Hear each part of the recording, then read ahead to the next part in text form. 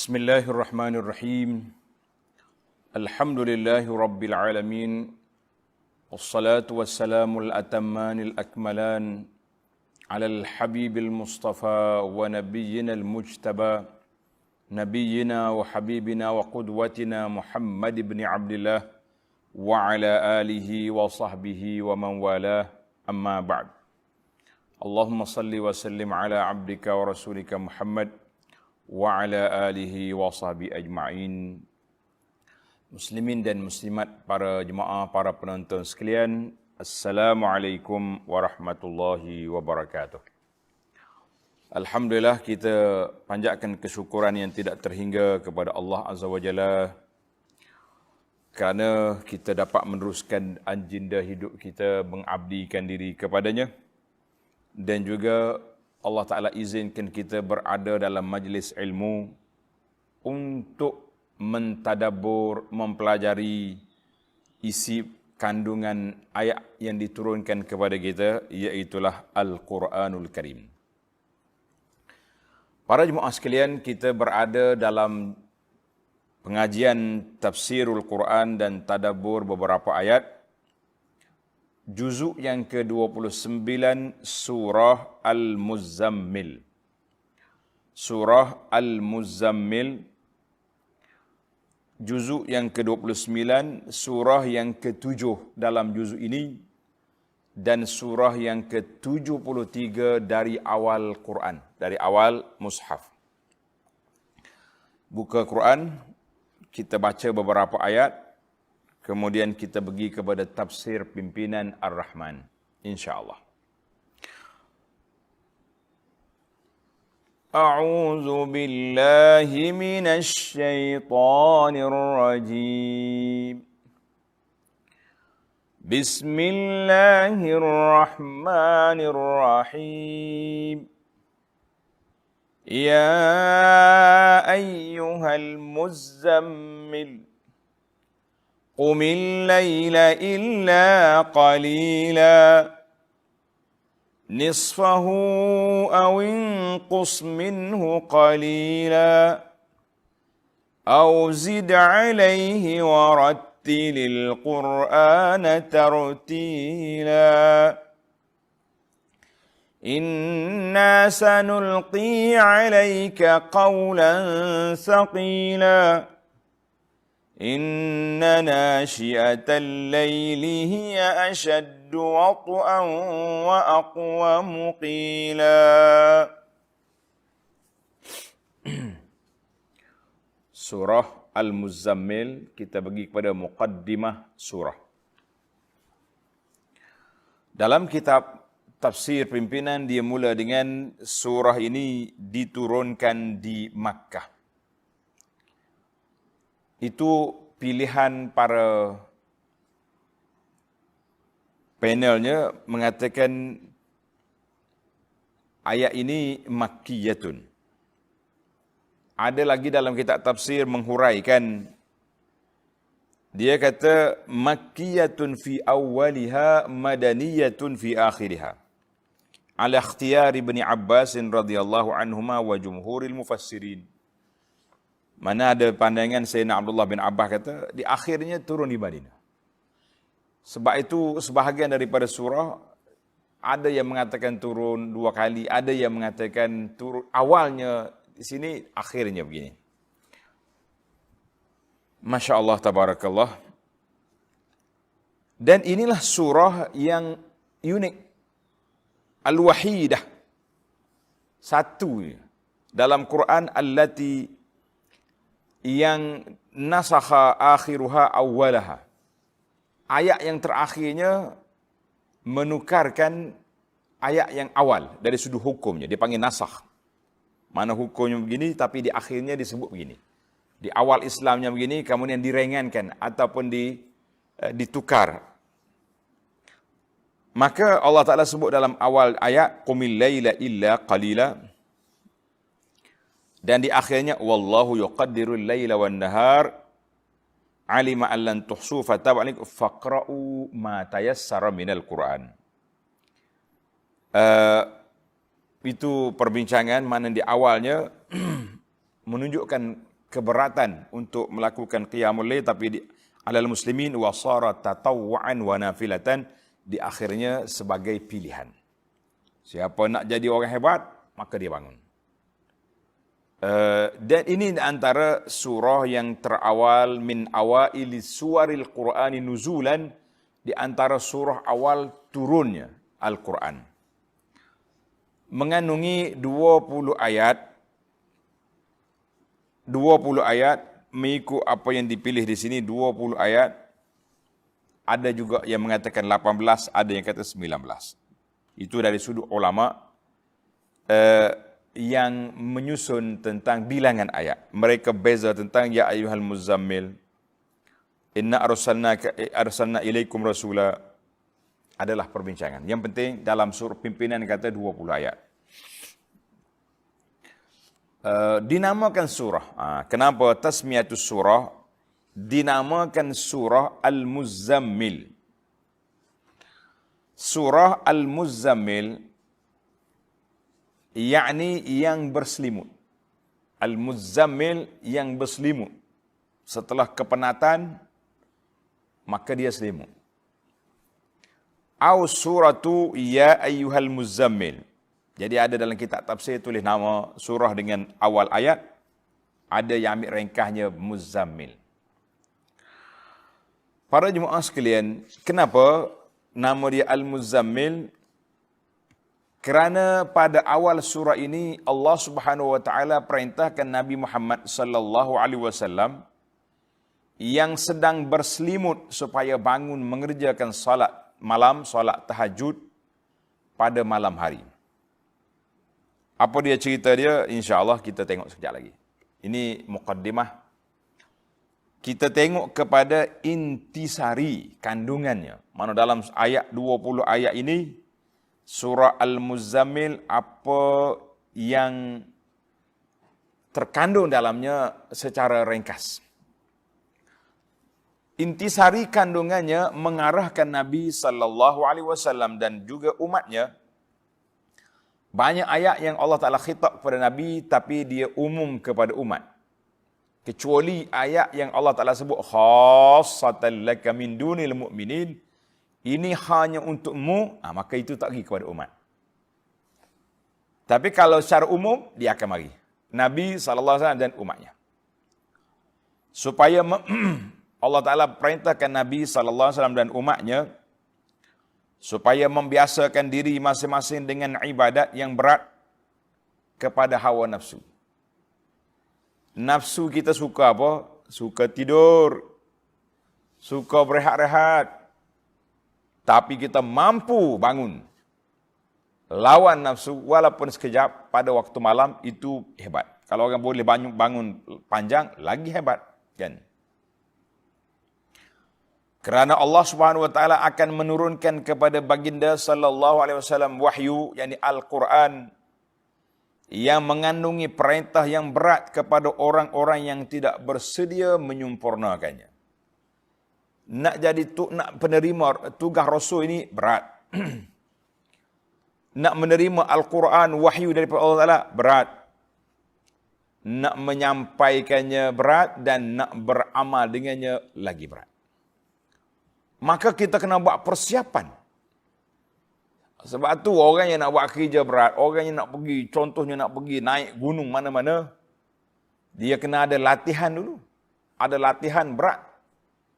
Kan? Dia panggil stamina. Dalam bahasa orang sukan, stamina dulu kena korang. Maknanya, mu nak jadi pendakwah, kamu nak jadi orang hebat, kamu akan menerima satu tugas yang berat, kamu kena ada latihan diri, mujahadatun nafsi. Sebelum itu dia perintahkan supaya membaca Al-Quran dengan tartil, yakni dengan bacaan yang terang, jelas dan betul menurut hukum tajwidnya. Mana tartil di sini bukan syarak kita. Dia panggil taranum sampai merah muka-muka lah. Kita baca dengan suara yang baik berserta dengan memahami isi kandungan. Itu maksud turunnya Quran. Tapi apa boleh buat? Kadang-kadang kita tak nampak yang ni, kita nampak yang pulangan baru segera, iaitu Quran itu dipertandingkan lagunya. Maka berlatihlah kita dari pagi sampai malam. Dari malam sampai tengah malam, semata-mata nak betul lagu. Nah, kalau nak betul tajwid, sekejap je. Tapi kalau nak betul lagu, susah. Kemudian diterangkan pula keistimewaan beribadat pada saat yang sunyi sepi. Sebagaimana Allah kata sebenarnya, mal inna nasyi'atal laili. Sesungguhnya sebenarnya sembahyang dan ibadat pada malam lebih kuat kesannya. Inna nasyi'atal laili. Malam tu lebih kuat dia punya kesan. Untuk apa? Untuk orang yang nak beribadat, nak mendekatkan diri kepada Allah Azza wa Jalla. Maka kita kena bersedialah untuk bangun.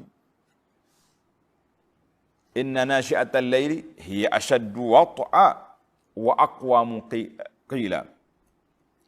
Lebih kuat kesannya kepada jiwa, wat'a, dan lebih tetap betul bacaannya. Maknanya kita tak, orang panggil tidak belorak, tidak gopoh, baca tenang-tenang.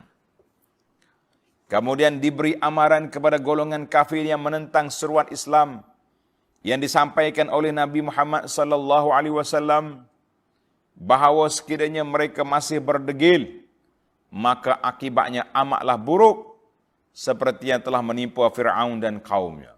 Ingat, ada contoh di sini orang dulu.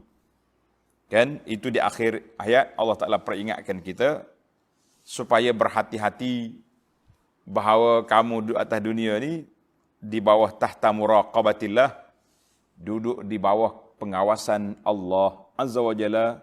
Bukan senang-senang, bukan sewenang-wenang boleh buat apa yang kita suka. Apa yang kita nak ataupun apa yang kita suka. Baiklah para penonton sekalian, para jemaah sekalian, kita pergi kepada ayat yang pertama. Bismillahirrahmanirrahim. Ya ayyuhal muzammil. Wahai orang yang berselimut. Siapa yang berselimut itu? Tengok nota di bawah. 1793, yakni Nabi Muhammad sallallahu alaihi wasallam. Baginda berselimut sekembalinya dari Gua Hira selepas menerima wahyu bagi kali yang pertama. Ini ada perbincangan lah di situ. Sebab dalam surah ini dan surah kembar dia, kan ada 2 kali selimut di sini. Surah kembar dia, iaitulah surah yang seterusnya. Surah yang ke-8, surah Al-Muddathir. Surah Al-Muddathir. Maka surah Al-Muddathir dan juga Al-Muzammil, dia kembar 2 tu. Maknanya kalau kita tengok dalam terjemahan, semuanya kata, wahai orang yang berselimut. Tapi di sini tentulah ada perbezaan.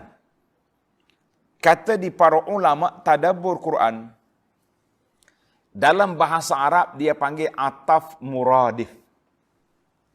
Muradif maknanya ada bahasa yang pelbagai. Ayat ini sama dengan ni. Perkataannya berbeza tapi sama. Kan, macam ja'a datang, ata datang. Kalau kita nak tengok dari sudut bahasanya sama ya, datang belaka. Tapi kalau dalam Quran, surah yang kita nampak, ayat yang kita nampak sama tadi, kita mengatakan sama tak serupa. Sama tak serupa. Ar-Rahmanir Rahim. Allah Ta'ala yang ke-19. Yang mengasihani, kan? Setiap nama itu ada makna yang tersendiri yang boleh dihuraikan pagi sampai gelap. Itu dia panggil bahasa Al-Quran. Kita jangan kata bahasa Al-Quran ni seni dia macam sastra biasa. Ataf muradif maknanya kata seerti, kata seumpama. Ahli tadabbur kata, na'am, zahirnya nampak sama macam serupa, tetapi sama tak serupa. Setiap perkataan dia mesti ada makna yang tersendiri yang boleh diperbincang dan dibahaskan dan dikorek dan digali dia punya kehebatan. Masya Allah, tabarakallah. Maka Al-Muzammil dan surah yang berikutnya, surah yang ke-8, Al-Muddathir. Sebahagian ulama mengatakan ini termasuk dalam asma' ar-rasul, nama-nama bagi Nabi sallallahu alaihi wasallam, Muzammil, Muddathir. Dan ramai para ulama mengatakan bukan nama, tapi dia sifat. Sifat nabinya, hei orang yang tidur, orang yang berselimut, kan? Sifat yang dipanggil Nabi ketika itu. Ketika dia sedang tidur. Ketika dia sedang berselimut. Maka dia panggil dalam bahasa, dia panggil mulatafah. Mulatafah ni kalau kita orang panggil nak bermanja. Hei orang yang tidur, yang berselimut tu bangun. Kan?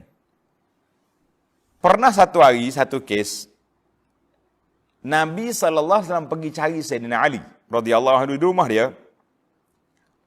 Cari-cari Ali tak ada di rumah.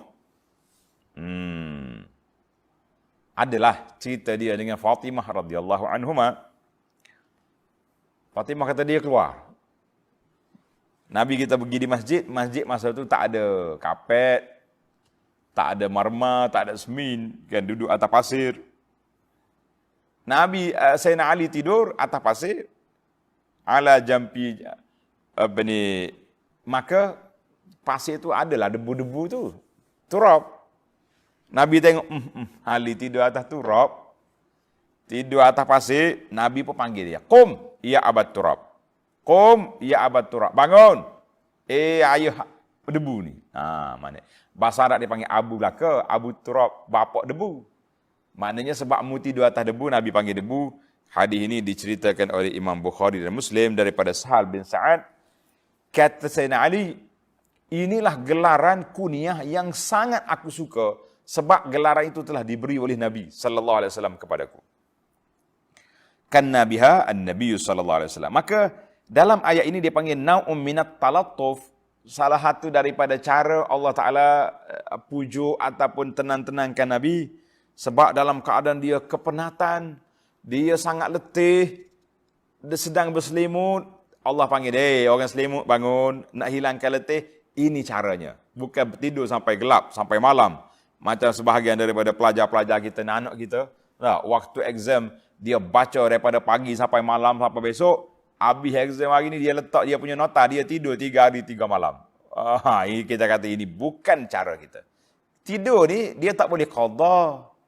Kalau kita tak tidur 3 hari, kita tidur 4-5 jam, dia sudah cukup dah tu. Supaya juga makan. Saya qadha 3 pinggan ni sebab tak makan 3 hari. Kita kata lah, makan setakat penuh perut. Maka para jemaah sekalian, di antara nama-nama Nabi sendiri yang menamakannya, Nabi SAW sebut, Ana Muhammadun. Dalam hadis yang sahih, dikeluarkan oleh Imam Bukhari Muslim daripada Jubair bin Mut'im. Nabi kata, li khamsatu asma, aku ni ada 5 nama. Ana Muhammadun wa Ahmadun wa ana al-mahi alladhi yamhullahu bil al-kufra. Al-mahi ni maknanya penyapu, pembersih. Allah Ta'ala bersihkan Nabi itu dengan sebab dia datang kafir, kekufuran itu hilang di atas bumi Mekah dan dalam dunia ini.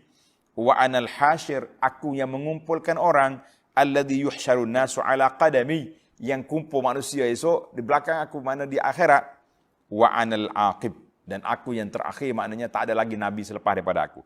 Ini di antara nama-nama Nabi. Maka para jemaah sekalian, bila kita pergi kepada maksud bitazammul iltihaf, maknanya kita selimut untuk kita tidur, itu dia panggil selimut. Ada yang riwayat yang mengatakan kana mutazammilan birida'in aw lihaf. Nabi kita selimut dengan kain ataupun lihaf. Lihaf ni kain selimut tebal tu, atau qatifah li Khadijah radhiyallahu anha. Jadi dia selimut. Maka para ulama mengatakan dua khitab ini berbeza. Yang pertama, Nabi kita selimut, kan, Muzammil ambil daripada perkataan az-zamal, iaitu dengan makna penat. Dia panggil al-muzammil dengan makna kepenatan, bermakna al-hamlu. Al-hamlu kerana kepenatan. Nabi kita penat. Penat menerima wahyu, penat menyampaikan, kan? Sebab manusia ni bila dia dengar benda tak selari dengan dia, orang akan pukul dia, akan attack dia. Puak-puak cyber terupa Quraisy telah menggunakan serangan serangan medianya dengan apa semua. Kata gila lah macam-macam. Maka Nabi kita kepenatan. Itu dia panggil muzammil, dengan makna Nabi kita sallallahu alaihi wasallam penat. Dia penat menerima wahyu ataupun kepenatan setelah dia berdepan dengan puak-puak Quraisy. Jadi dalam ayat ini, al-muzammil, wahai orang yang berselimut dengan kain selimutnya. Itu dia panggil penat. Tersebut dalam kisah dalam Sahih Al-Bukhari dan lainnya daripada hadis Aisyah radhiyallahu anha, Nabi sallallahu alaihi wasallam sedang berada dalam gua Hira, kan? Kemudian mari malaikat. Bila mari malaikat peluk dia, malaikat Jibril, waktu turun wahyu, Iqra bismi rabbikal ladzi khalaq. Fa asaba an-nabiy sallallahu alaihi wasallam min zalika hammun wa ghammun wa ra'bun faza'un. Maka Nabi kata duka cita, takut, macam-macam perasaan. Besar malaikat ni mari tak pernah tengok, kan. Jadi takut. Maka dia balik ke rumah dia, zammiluni. Selimut aku, selimut. Menggigil Nabi SAW selimut. Maka turun ayat Quran, ya ayyuhal muddatsir, wahai orang yang berselimut. Jadi tartib surahnya macam tu. Sebagian dia kata, surah yang pertama Iqra, kan? Kemudian mari al-muddatsir.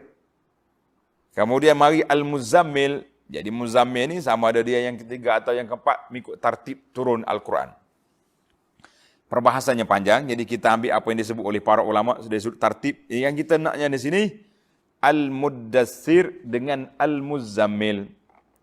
Kalau kata al-muddatsir, ya ayyuhal muddatsir, qum fa'anzir. Ad-disar, tanda tuan-tuan. Muzammil tadi maknanya orang yang penat, yang berat, ambil ke selimut tidur. Macam kita lah, kalau kita balik letih-letih, jumpa bantal, jumpa tidur, ambil selimut, kerau lalu. Bismika rabbi wada'tu jambi. Adapun disar, biasanya orang yang pakai pakaian itu kerana sejuk. Sejuk, kita pun pakai baju 2 lapis, baju dalam lagi. Yang baju dalam, kemudian baju hak luar, itu dia panggil disar. Nak dia panggil lidaf, untuk nak panaskan tubuh. Boleh jadi waktu tu waktu sejuk, kan? Waktu udara yang begitu perlu kepada baju yang tebal. Maknanya dalam 2 surah ini berbeza. Yang pertama, muzammil, orang yang penat tidur. Kepenatan kamu ini baru bermula, bukan sudah lama, ya Muhammad sallallahu alaihi wasallam.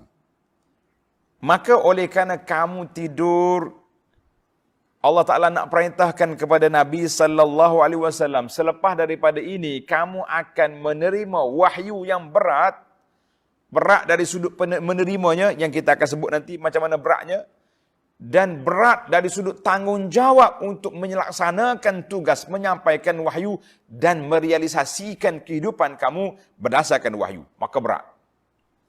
Bila berat, apa jadi? Maka patutlah Allah kata, ya ayyuhal muzammil qumil laila illa qalila. Bangun, solat malam. Solat malam ini adalah merupakan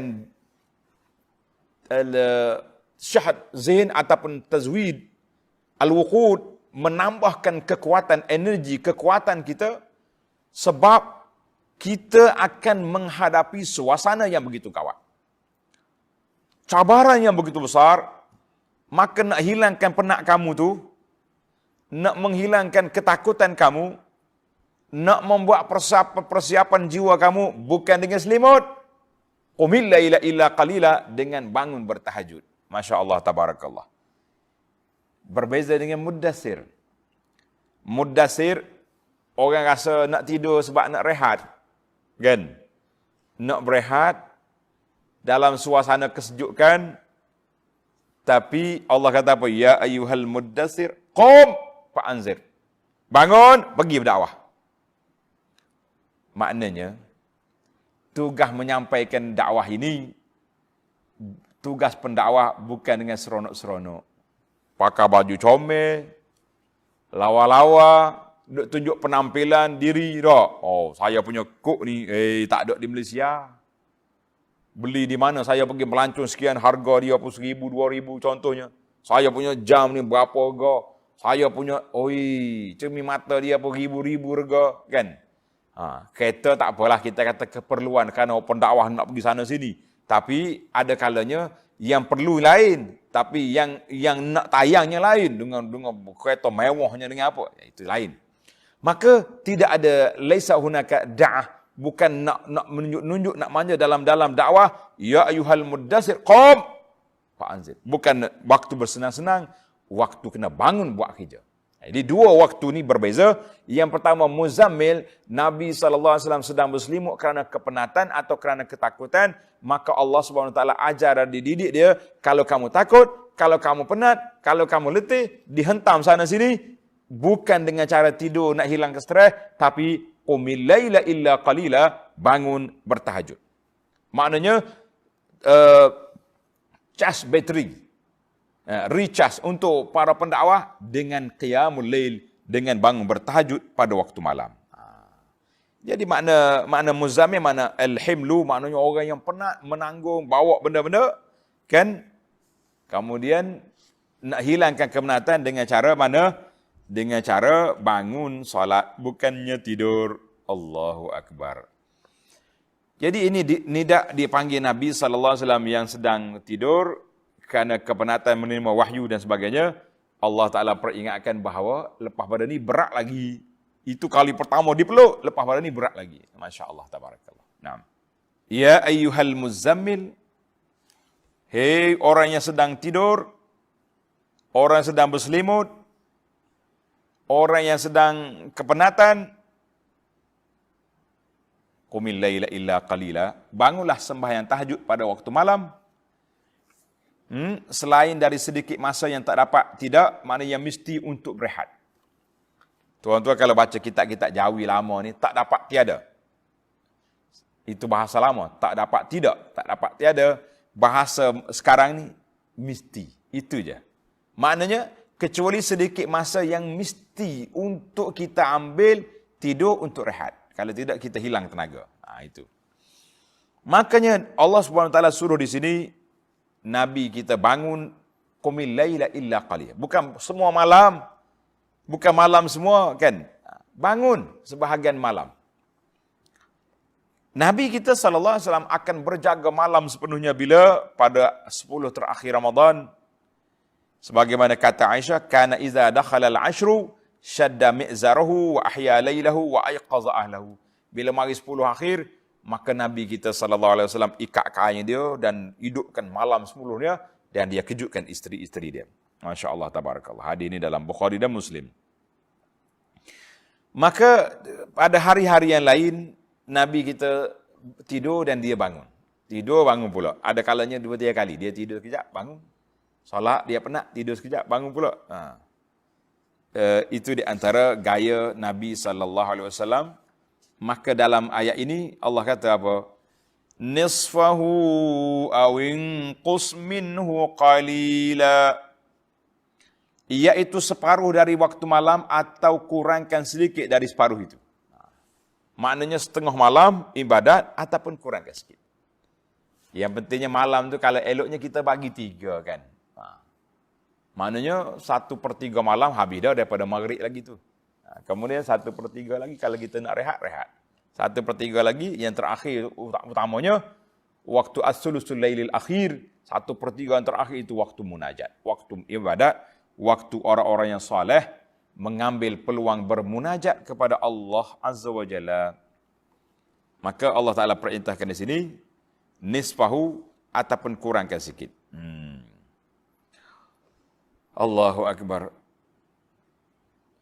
Au zid alaihi warattilil Qur'ana tartila.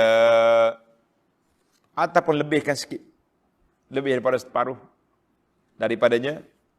Dan bacalah Quran dengan tartil. Bacalah Quran dengan tartil. Dan bacalah Al-Quran dengan tartil, yakni dengan bacaan yang terang jelas. Jangan duduk laju, tak tahu makna apa. Tapi betul dari sudut makhraj dan disebutan dia kena betul kan. Sebab itu adanya qiraat 7. Kalau kita tengok sebab dalam dunia ni macam-macam lidah orang tak. Lidah orang Afrika sesuai dengan baca susi, baca dengan waras, baca apa. Lidah orang ni pula sesuai dengan ni. Maka semua 7 qiraat itu mutawatirah yang boleh dibaca dalam salat dan juga di luar salat. Masya Allah, tabarakallah. Tetapi dia tertartil di sini kan. Yang kita naknya, kita kena baca secara teratur. Tidak gopoh. Baca biar kita boleh menghayati makna dia. Kita boleh menjiwai maksud dia. Dan boleh memberi kesan ke dalam jiwa kita. Itu dia panggil baca Quran. Sebab, kata di para ulama tadabbur, baca Quran itu ada 3 cara. Yang pertama dia panggil baca dengan lidah. Ini tartil, baca dengan lidah. Kemudian dia panggil qiraah qalbiyah, baca dengan hati, iaitulah kita tadabbur kepada makna dia. Perhati apa dia Allah Taala nak sampaikan kepada kita dalam maksud ayat ini. Kita tengok apa yang dihuraikan oleh para ulama dulu, salafus salih apa dia kata, kemudian juga penemuan-penemuan baru oleh ulama semasa, kajian dari sudut sainsnya, dari sudut teknologinya, semua boleh kita faedah itu boleh diambil. Yang ketiga dia panggil qiraah amaliyah, qiraah baca dengan anggota kita, maknanya kita baca, kita beramal dengan isi kandungan. Itu kaedah dia. Maka kena baca Quran, jangan laju, jangan cepat, jangan sampai tak faham, kan? Allahu Akbar. Kalau kita nak tengok waktu turun ayat Quran ini, Quran baru turun, kan? Baru surah Iqra ada, baru surah Muddatsir, ada surah Nun wal Qalam wa ma yasturun, dan surah Al-Muzammil. Macam mana maksud dia tu? Jadi maksud dianya permulaan turun ayat Quran yang ada tu, membaca hak tu dulu. Baca itu dulu. Baca yang kamu ada. Husnul at-tartil, dia panggil husnul tilawah, baca dengan cara yang baik, boleh dipahami. Maka jangan takalluf. Ni ada orang kata, tak payah ngaji tajwid susah-susah. Kita kata jangan. Tajwid itu kaedah untuk nak betulkan lidah kita. Ha, idgham, mad, itu semua kena ada. Kalau tidak, kita baca tak terkalu. Sebagaimana kata Anas radhiyallahu anhu, ketika ditanya tentang bagaimana cara Nabi kita baca Quran, faqala kanat madda. Dia baca, berhenti tengok. Bismillahirrahmanirrahim. Yamuddu kalimat Allah. Bismillahirrahmanirrahim.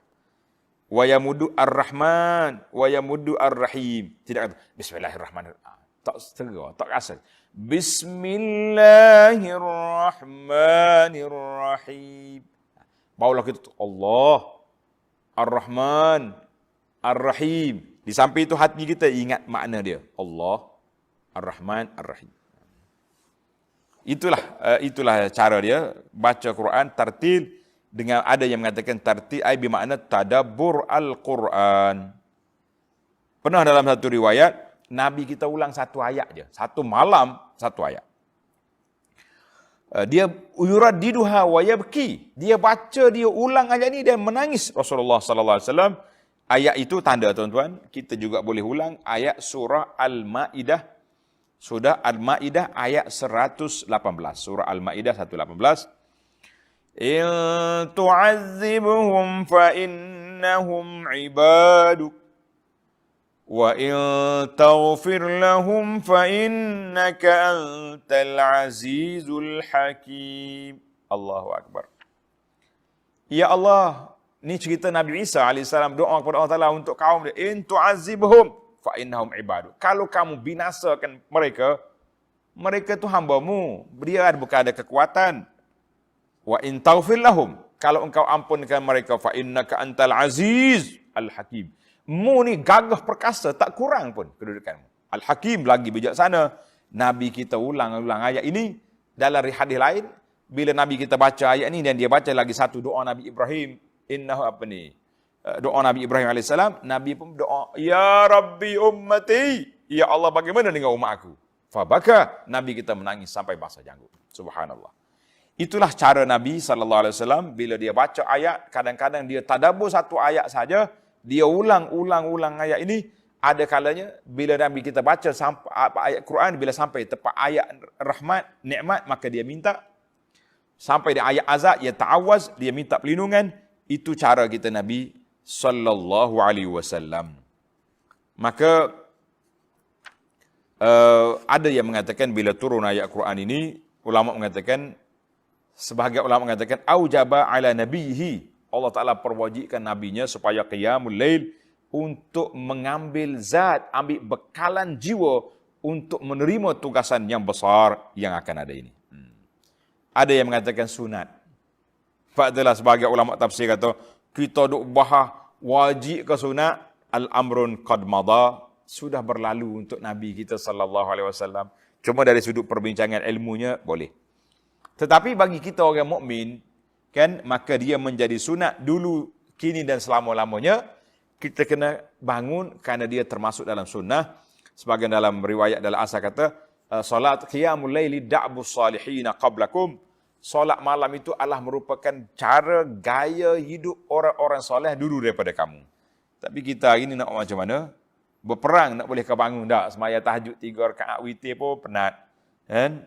Anak-anak kita walaupun hafal Quran tapi tak bunyi. Waktu pagi duduk baca Quran. Waktu-waktu sahur bangun qiyamul lail. Kan? Pelajar-pelajar tahfiz hari ini pun berebut nak suruh bangun. Tapi ada. Alhamdulillah. Di kalangan hafazatul Quran, orang tua-tua yang tak hafal Quran pun, pukul 5 sudah ada dia, sudah bangun dia. Ada di masjid, ada di rumah dia, dan macam-macam tempat kita mengatakan masih lagi ada lagi. Da'bus salihin, orang yang mengikut gaya hidup orang-orang yang soleh. Mana kesimpulannya, solat malam ini gaya hidup orang soleh. Kata di para ulama syair, tashabbahu illam takunu misluhum, fa inna tashabbuha bil kirami falahu. Tashabbahu. Tiru-tirulah gaya hidup orang yang baik. Walaupun kita bukan orang baik. Fa inna tashabbuhul kirami falah. Tiru gaya hidup orang mulia, orang yang baik, orang soleh ini, bahagia kita, insya-Allah. Jadi kita tengok orang soleh bangun tahajud, kita bangun. Tengok orang soleh sentiasa berzikir, kita berzikir. Tengok orang soleh sentiasa baca Quran, kita baca Quran. Supaya kita tiru gaya orang-orang yang baik. Tapi jangan meniru gaya sajalah. Tiru segala kebaikan yang dibuat. Hari ini orang macam-macam. Dia tengok ada tok syekh mari pakai rida. Budak-budak kecil sakut juga kain atas bau. Masuk dalam tandah budak bawa kain itu juga. Kita kata ini menunjuk-nunjuk. Bukan label lah kita. Habis kita ajar budak panduk beridak begini. Bukan label. Yang pakai label ni tuan syekh. Allahu Akbar. Ana ada satu sehelai kain. Yang dimiliki oleh arwah bapak saya ni. Kain orang Mekah ni, orang Arab, dia ada satu kain. Kalau nak pergi masjid haram tu dia bawa. Macam sejadah tapi macam kain selimut gitu. Sejak orang panggil serban besar, tebal. Dia ada. Bawa puluh tahun serban ni, Masya Allah. Sekali dia pergi Mekah, orang Arab tu, suruh Mekah tengok. Anta Mekki, mu duduk Mekah. Apa? Kainmu ni bukan baru punya. Oh, tengok dia ada dia punya rida. Jadi jangan kita duduk ajar budak-budak kita duduk beridak, duduk selerek, duduk tarik kain pahwana. Jadi sudah jadi trend hari ni. Kok tak pernah pakai jubah pun waktu kahwin, pergi sewa jubah juga. Siapnya ridak sakut tak bau lagi. Itu jangan. Itu pakaian. Baik. Kita balik kepada cerita kita. Masya Allah, tabarakallah. Jadi perbahasan-perbahasan yang terlalu mendalam tentang masalah ini, kita mengatakan untuk ilmu, na'am. Tapi perbincangan umum tidak perlu. Yang perlunya, bagaimana kita nak ihya, nak menghidupkan malam itu bersama dengan da'bus salihin, dengan kafilah orang-orang yang saleh. Bagaimana? Kalau kita tidak, kita tak jumpa kita punya kaedah. Kan? Baik, kita pergi kepada ayat yang seterusnya. Inna sanulqi alaika qawlan saqila. Allahu Akbar. Tengok. Allah kata apa? Hei orang selimut, walaupun kamu penat, kamu ketakutan, bangun. Hilangkan penat kamu dengan apa? Qumil lail, dengan bangun salat malam. Baca Quran malam. Maka di sini para ulama mengatakan, afdal kita tadabbur Quran malam. Kalau tak mampu juga, selepas subuh. Waktu minda masih lagi kosong, tak mikir hal dunia banyak, waktu itu waktu dia panggil waktu ceria. Eloknya kita tadabbur ni malam. Karena itu Nabi SAW bila bangun daripada tidur, kan dalam buku Perisai Muslim ni ada cerita, di antara bacaan bangun daripada tidur, Nabi kita baca, inna fi khalqis samawati wal ardh. 10 ayat terakhir daripada di surah Ali Imran. Akhir itu. Baca. Sebab dia nak tadabbur ayat ini, inna fi khalqis sama, kejadian langit dengan bumi. Ila akhir. Baik. Saya nak pergi kepada surah Al-Muzammil. Inna sanulqi alayka qawlan saqila. Segialah engkau, ya Muhammad sallallahu alaihi wasallam, dan pengikut-pengikutmu membiasakan diri masing-masing dengan ibadat yang berat kepada hawa nafsu. Saqil, nafsu tak suka. Nak bangun dah. Baru pukul 4. Tidur balik. Sedar pukul 5, lambat lagi. Subuh 5.45. Tidur lagi. Akhir kali, Allahu Akbar, orang azan. Ataupun orang dah qamat solat. Masya Allah. Ini. Mana kita kena lawan nafsu kita berat. Kata di para ulama, dia kata apa? An-nafsu kat-tifli in tuhmilhu syabba ala hubbir radha wa in taftimhu yanfatimi. Kata, tulis, nafsu itu seperti bayi. An-nafsu kat-tifli in tuhmilhu, kalau kita biar syabba ala hubbir radha, dia besar suka menyusu. Duk susu hak mak dia tu. Tak? Sampai dekat pergi kat mana-mana dekat supermarket, ibu mau pek. Mana boleh? Kan? Pergi mana pun nak pek macam, nak susu. Tapi wa in taftimhu yang fatimi, kalau kamu lepaskan susu, boleh je dia lepas. Tukar ke susu botol, kan? Ataupun berhenti menyusu.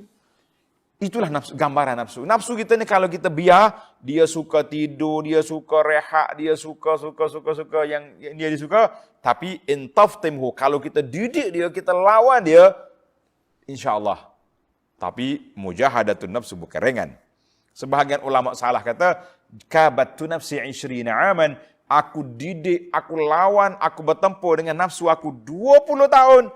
Lepas pada itu barulah nafsu kalah. Jadi nafsul mutmainnah, jadi nafsu yang tenang. Masya Allah. Kalau kita ni baru 3 hari berlawan, penat ustaz. Memang penat. Ya ayyuhal muzammil, orang penat, bangun. Allah kata apa? Kerana sesungguhnya kami akan menurunkan kepada kamu wahyu Al-Quran yang mengandungi perintah-perintah yang berat. Qaulan saqilan, perintah yang berat, ia kepada orang yang tidak bersedia menyempurnakannya. Sebab apa? Malam kena bangun. Inna nasyi'atal laili hiya ashaddu wat'an wa aqwamu qila. Sebenarnya sembahyang dan ibadat malam lebih kuat kesannya kepada jiwa dan lebih tetap betul bacaannya. Innalaka bin nahari sabahan tawila, dan kami galakkan engkau dan umatmu beribadat pada waktu malam, kerana sungguhnya engkau pada siang hari punya urusan-urusan yang panjang kira bicaranya. Maknanya kita nampak dah sekarang ni, Allah Ta'ala suruh ambil waktu malam ibadat, siangnya kita bekerja. Tak sempat kan? Kita pergi berdakwah sana sini, itu kita dengan manusia. Malam, nahnu ma'allah. Kita bersama dengan Allah Azza wa Jalla. Malam kita dengan Allah. Sebab tu kata penulis, sebahagian ulama kata, fursanun fil nahari, ruhbanun fil lail. Fursan maknanya tentera yang hebat pada waktu siang, malamnya jadi rahib, ahli ibadat yang begitu mantap. Kita ni dua-dua dok belakang ni. Siang pun tak berdakwah, malam pun tidur, apa nak jadi kita? Baiklah para jemaah sekalian, tentang bilangan sulu 1/3 malam atau lebih, yang penting sekalinya, Allah Ta'ala suruh Nabi kita buat persiapan jiwa untuk menerima qaulan saqilan, untuk menerima kata-kata arahan yang berat. Baik, tanda. Saya akan bahas di sini, kalau tak habis hari ini, kita sambung besok. Iaitu tentang apa yang berat itu. Apakah qaulan saqilan yang berat? Yang pertama, beratnya Nabi SAW untuk menerima wahyu. Mula-mula Nabi kita duduk di Hira, Jibril datang. Dengan sayap dia 600 saddul ufuk, menutup timur dengan barat, gelap. Mari, zof. Mari pula Jibril, peluk, dhammani. Peluk sampai Nabi kata, aku rasa lemas. Malaikat kata, iqra. Baca. Fa'akhazahu wa ghattahu hatta balagha minhul jahd. Makna Nabi kata, takut. Dah takut. Nya peluk pula. Macam nak lemah kita ni. Itu berat. Allahu akbar. Maka Nabi kita sallallahu alaihi wasallam selepas daripada itu setiap kali terima wahyu berat untuk menerimanya. Saya baca secara ringkas. Gambarannya kalau Nabi duduk atas unta sedang berjalan, Jibril datang menurunkan wahyu, barakat unta akan duduk berat, tak larat nak tanggung. Beratnya wahyu unta akan duduk. Masya-Allah tabarakallah. Kata Aisyah, ada kalanya turun wahyu ketika musim sejuk. Syadidul bard, pada hari yang sejuk sangat-sangat. Fayafsimu anhu, bila selesai Nabi kita terima wahyu, wa inna jabinahu la yatafassadu araqan. Percik peluh di dahi itu keluar macam yang penting ada peluh di dahi dia. Berpeluh orang panggil. Bertitik peluh di dahi dia. Masya-Allah tabarakallah. Satu hari Nabi kita sedang berkuliah. Seorang sahabat Zaid bin Thabit, paha dia rapat dengan Nabi. Itu gaya sahabat. Sahabat kalau belajar dia mari duduk dekat. Gaya kita kalau belajar ujung paling jauh sekali. Ini gaya kita yang tak betul. Kita kena betul. Maka Zaid bin Thabit, paha dia duduk bawah paha Nabi, tindih. Dia tak berani nak tarik, takut mengganggu Nabi sallallahu alaihi wasallam. Tiba-tiba turun wahyu. Ini semua ni Allah Ta'ala hikmahnya bukan nak seksa Zaid, nak suruh Zaid tahu betapa saqilan beratnya wahyu itu. Kadat tarudduha, kata Zaid, hampir-hampir aku rasa macam nak tercabut paha aku ni kerana beratnya ditindih oleh paha Nabi sallallahu alaihi wasallam. Masya-Allah tabarakallah. Kaif? Itu dia panggil berat. Yang pertama sekali, beratnya cara Nabi kita menerima wahyu.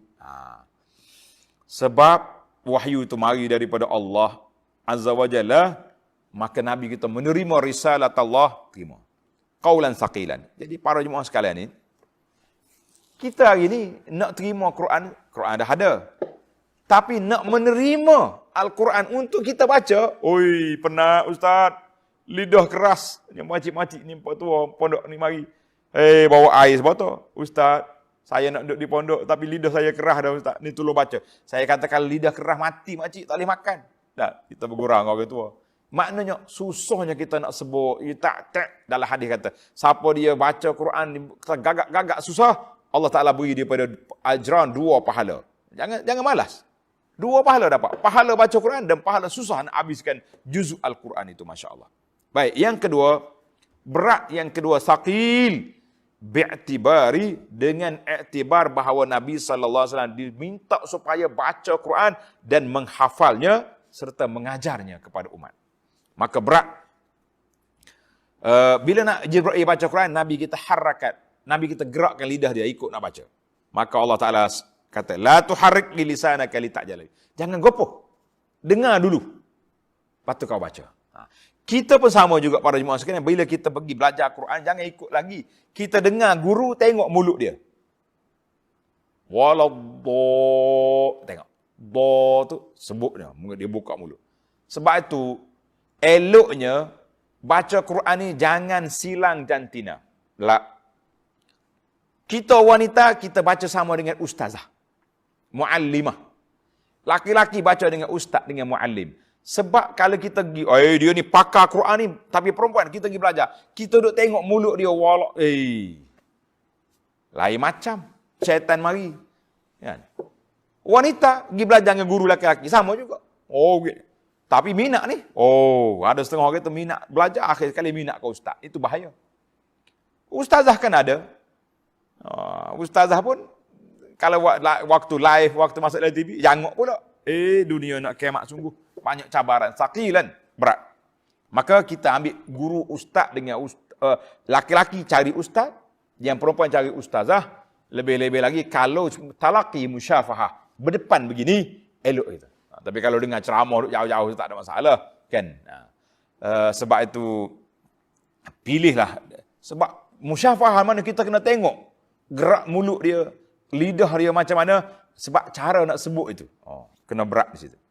Baik, para jemaah sekalian, yang ketiga. Saqil bi'tibari tab'at.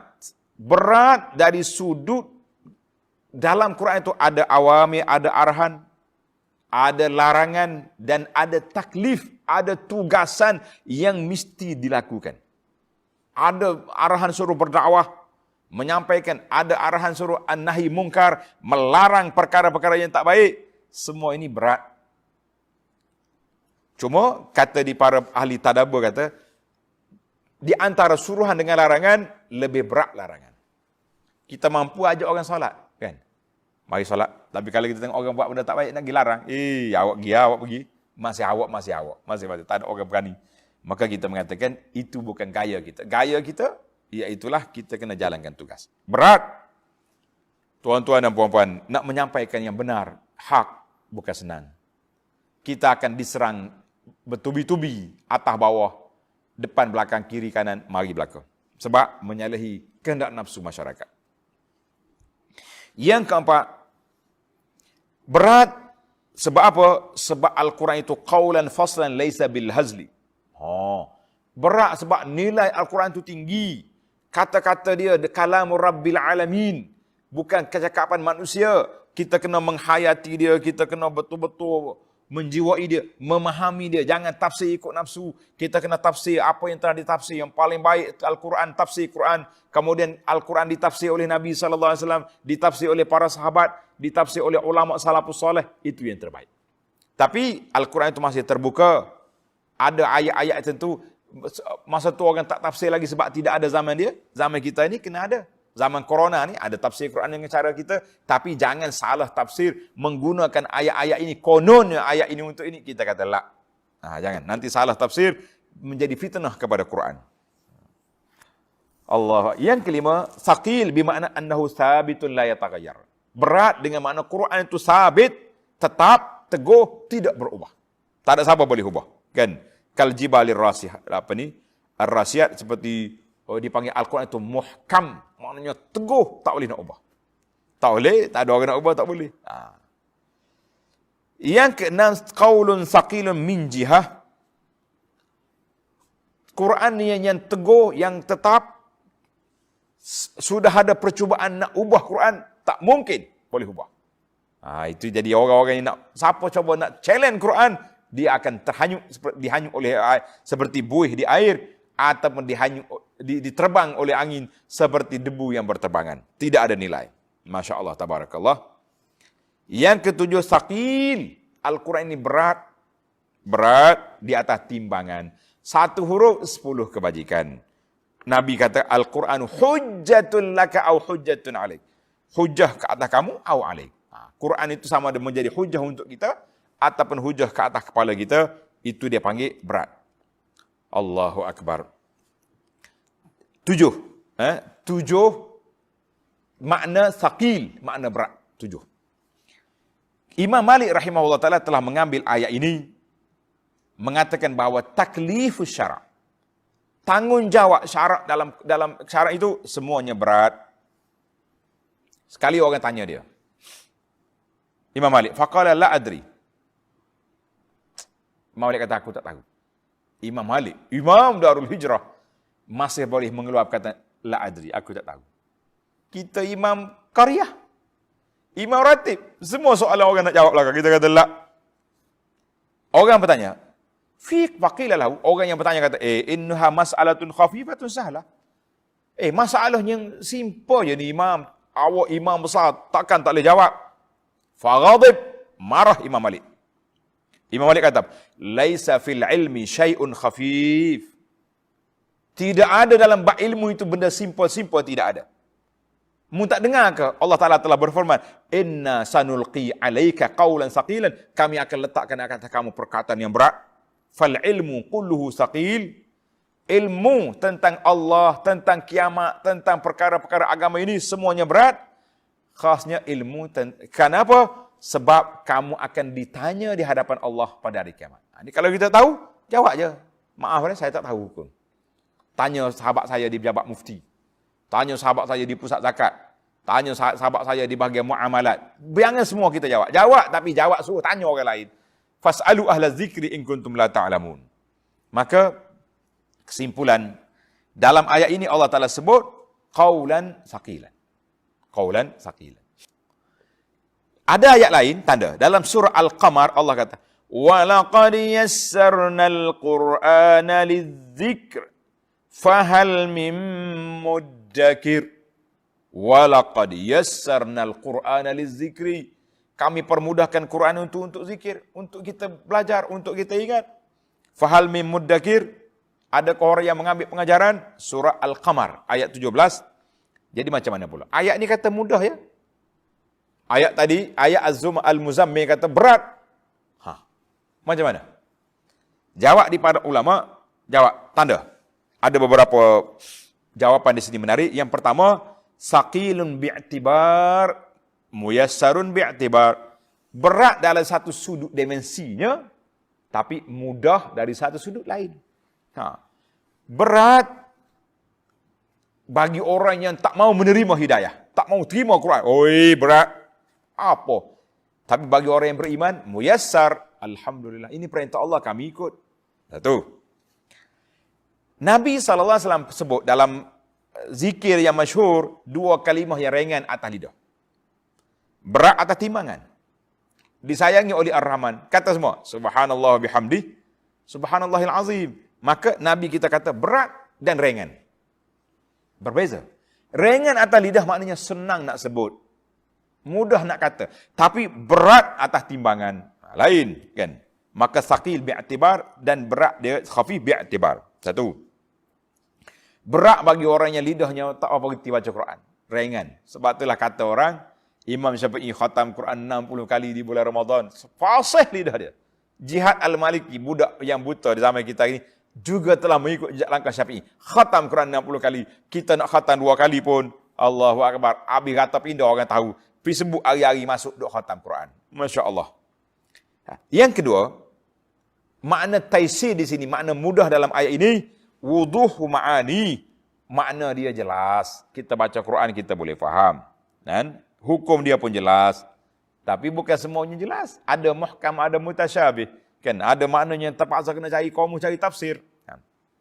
Yang ketiga, mudah. Maknanya kalau kita belajar ilmu akidah daripada Quran, la ta'qid wa la ghumud. Tidak ada yang payah, tidak ada yang pelik-pelik.